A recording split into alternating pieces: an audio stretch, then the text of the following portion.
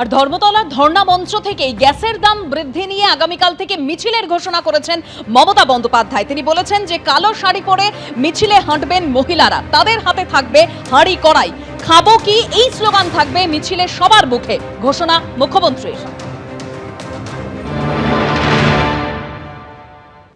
গতকাল 60 টাকা গ্যাসের দাম বাড়িয়েছে, তার আগে 3 দিন আগে 49 টাকা বাড়িয়েছে। বড় সিলিন্ডারের দাম 2100 টাকা হয়ে গেছে, আর ছোট সিলিন্ডার তাও আবার 1000 টাকা হয়ে গেছে, যেটাতে কিছু নাই বললে চলে, হাপও নাই। আর কি বলছে, 21 দিন আগে থেকে আপনাকে বুক করতে হবে। তার মানে আপনার বাড়িতে যদি এখন গ্যাস না থাকে, আপনি 21 দিন কি ওদের মাথা খাবেন না আমার মাথা খাবেন? এগুলো আগে ভাবা উচিত ছিল না কমরেডদের। ওদের আমি এখন কমরেড বলি, কমরেড বেনামি। কমরেড আগে বোঝা উচিত ছিল না। কমরেড শব্দটাকে আমি শ্রদ্ধা করি, বাট বেনামি কমরেডদের নয়।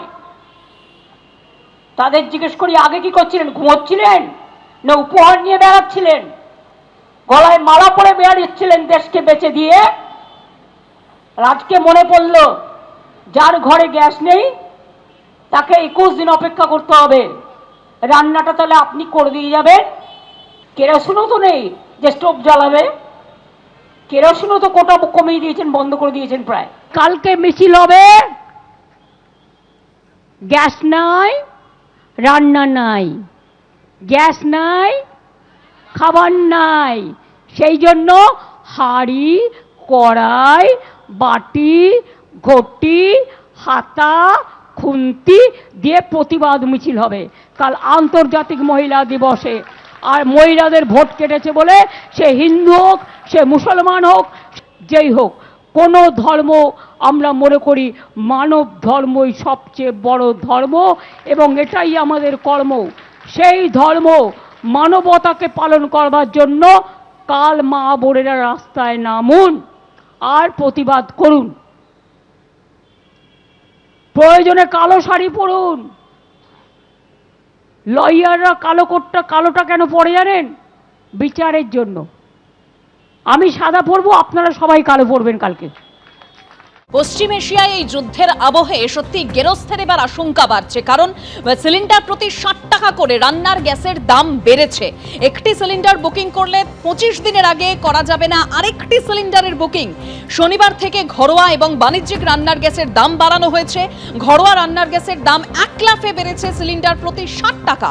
কলকাতায় রান্নার গ্যাসের দাম বেড়ে হয়েছে 939 টাকা, আর 19 কেজির যে বাণিজ্যিক রান্নার গ্যাস তার দাম বেড়েছে সিলিন্ডার প্রতি 114.50 টাকা। অর্থাৎ বাণিজ্যিক রান্নার গ্যাসের দাম বেড়ে হলো 1990 টাকা।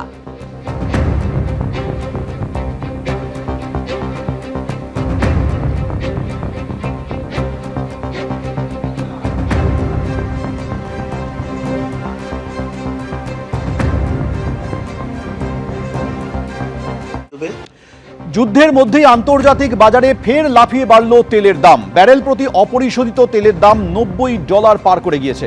2020 এপ্রিলের পর আন্তর্জাতিক বাজারে সব থেকে দামি অপরিশোধিত তেল। আন্তর্জাতিক বাজারে ব্যারেল প্রতি তেলের দাম ছুঁতে পারে $125।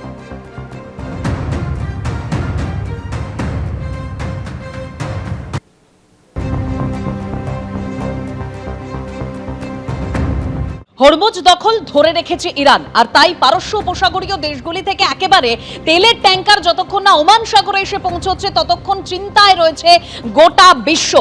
আর এই পরিস্থিতিতে তেল ও এলপিজির যোগান নিয়ে বাড়ছে আশঙ্কা। রাজ্যের এলপিজি ডিস্ট্রিবিউটরদের তরফে দাবি, তাদের কাছে মাত্র 4 থেকে 5 দিনের জন্য এলপিজির স্টক রয়েছে। তাদের কাছে এসেছে পেট্রোলিয়াম মন্ত্রকের নির্দেশিকা।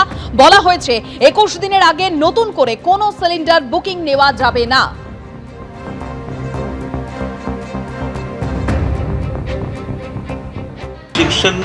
শুরু হয়ে গেছে, বড় বড় কাস্টমারদেরকে সাপ্লাই এখন আর দেওয়া হচ্ছে না। এইচপিসি বিপিসি সাপ্লাই বন্ধ হয়েছে, ইন্ডিয়ান অয়েলেরও হয়তো আজকালের মধ্যে বন্ধ করে। যুদ্ধ শুরুর পর আজ 8ম দিন পশ্চিম এশিয়ার পরিস্থিতি আরো ভয়াবহ আকার নিয়েছে।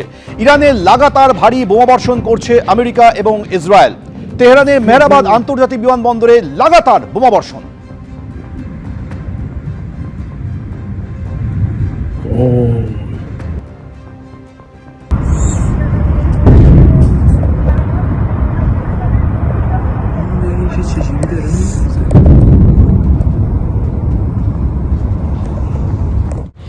সঙ্গে আমেরিকা ইসরায়েলের যুদ্ধে কি পরোক্ষে জড়িয়ে পড়ল রাশিয়া? হোয়াইট হাউসের তরফে দাবি করা হচ্ছে যে ইরানকে গোয়েন্দা তথ্য দিয়ে হামলায় সাহায্য করছে পুতিন প্রশাসন। গোয়েন্দা তথ্য দিয়ে রাশিয়া যুদ্ধে সাহায্য করছে ইরানকে ওয়াশিংটন পোস্টের রিপোর্টে উল্লেখ করা হয়েছে। ধারাবাহিকভাবে আমেরিকা সম্পর্কে গোয়েন্দা তথ্য দিয়ে ইরানকে সাহায্য করছে রাশিয়া। ইরান যাতে নির্দিষ্ট লক্ষ্যে হামলা চালাতে পারে সেই লক্ষ্যেই এই সাহায্য অভিযোগ আমেরিকার। যদিও ওয়াশিংটনে অবস্থিত রুশ দূতাবাসে এ নিয়ে কোনো প্রতিক্রিয়া পাওয়া যায়নি।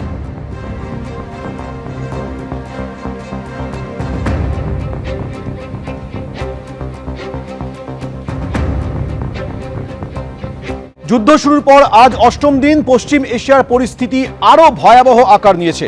ইরানে লাগাতার ভারী বোমাবর্ষণ করছে আমেরিকা এবং ইসরায়েল। তেহরানের মেহরাবাদ আন্তর্জাতিক বিমানবন্দরে লাগাতার বোমাবর্ষণ।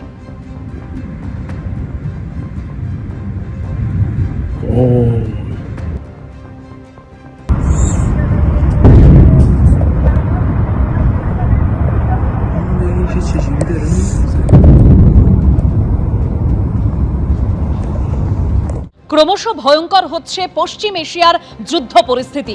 দুবাইয়ে ফের বিস্ফোরণ, আতঙ্কে শহরের বিস্তীর্ণ এলাকা।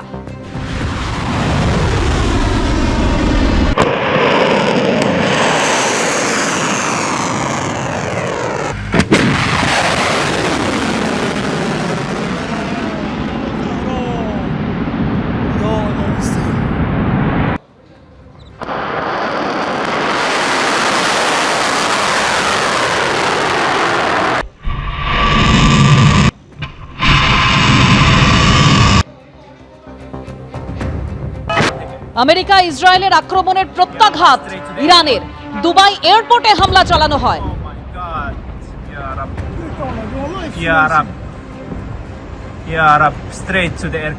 ফের ক্লাস্টার মিসাইল দিয়ে ইসরায়েলের উপরও হামলা চালায় ইরান। তেল আভিভে হামলা চালিয়েছে ইরান। ইরানের মিসাইল হামলায় ব্যাপক ক্ষয়ক্ষতি হয়েছে তেল আভিভে।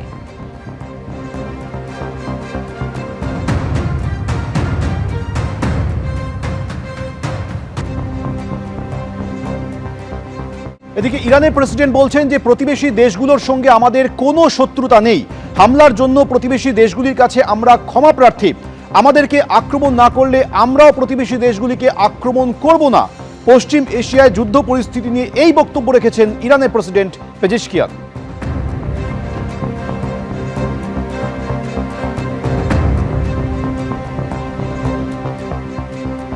এখন একটা আওয়াজ আসছে ইরানের থেকে, যারা গালফ কান্ট্রিকে অ্যাটাক করবে না, খালি ইসরায়েল এবং আমেরিকাকে অ্যাটাক করবে। এবং যদি এটা হয়ে থাকে যে ওনাদের প্রেসিডেন্ট, আপনি যেটা বলছেন নিশ্চয়ই এটা হয়েছে যে প্রেসিডেন্ট বলেছেন, তাহলে সেটা একটা অন্য দিগন্ত দিচ্ছে। তাহলে ইরান তাদের সমস্ত শক্তি এক জায়গায় করছে, একত্র করছে আমেরিকার জন্য। এবং ইরানের কিন্তু অনেক শক্তি ক্ষয় হয়েছে, কিন্তু জিদ এবং কিছু শক্তি মরণ কামার দেওয়ার জন্য এখনো অবশিষ্ট আছে। এবং সেখানে উদ্যম বা প্রতিঘাত করবার কোনো আমরা মানে দেখতে পাচ্ছি না যে তারা সারেন্ডার করে দেবে এরকম কিছু এক্ষুনি। এবিপি আনন্দ, এগিয়ে থাকে, এগিয়ে রাখে।